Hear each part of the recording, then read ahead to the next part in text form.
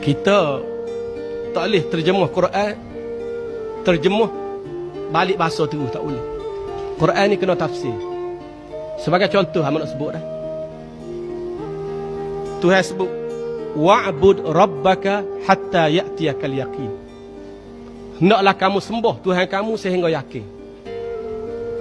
Apa makna yakin di sini? Makna yakin di sini ialah al-maut, mati. Mu kena sembah Tuhan sehingga mati.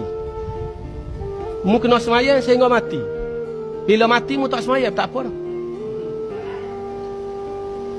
Inilah orang ajaran sesat. Dia baca ayat ni, dia kata wa'bud rabbaka hatta ya'tiyakal yaqin.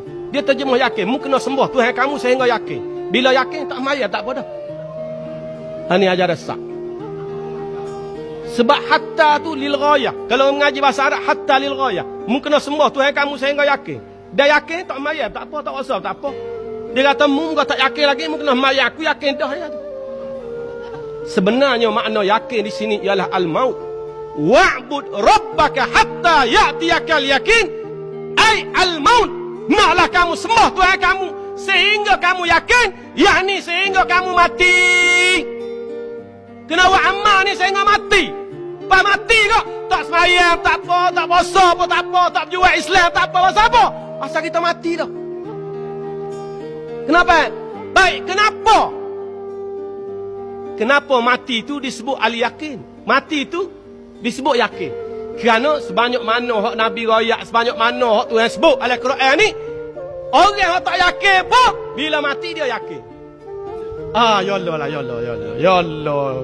Rupanya orang buat nyanyi kat orang lagu ni. Rupanya orang jahat lagu ni. Dia yakin dia mati. Atas dunia ni saya kat royak dah ni. Royak pelepas macam mana? Jadi bila mati yakin. Begitu juga firman Allah Ta'ala. Bila Allah Ta'ala tanya ahli neraka, apakah yang menyebab dia masuk neraka?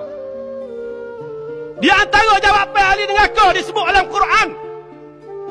Boleh tengok dalam surah Al-Muddathir ayat 47. Wa kunna nukadzibu biyaumiddin hatta atana al-yaqin. Jawab ahli neraka, kami dulu atas dunia mendustakan hari kiamat. Kami tak percaya pada hari akhirat. Hatta atana al-yaqin, sehingga datang yakin, yakni datang mati kepada kami, barulah kami percaya. Yakin di situ makna mati, al-maut. Tak boleh kita terjemah yakin itu makna yakin. Begitu juga ada zalim, dia kena terjemah syirik.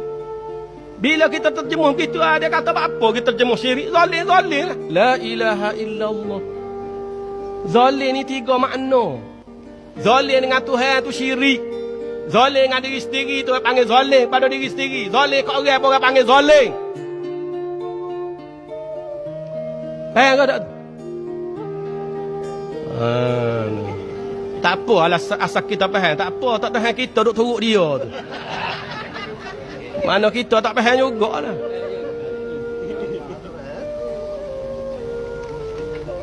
Jelas ke tak tu?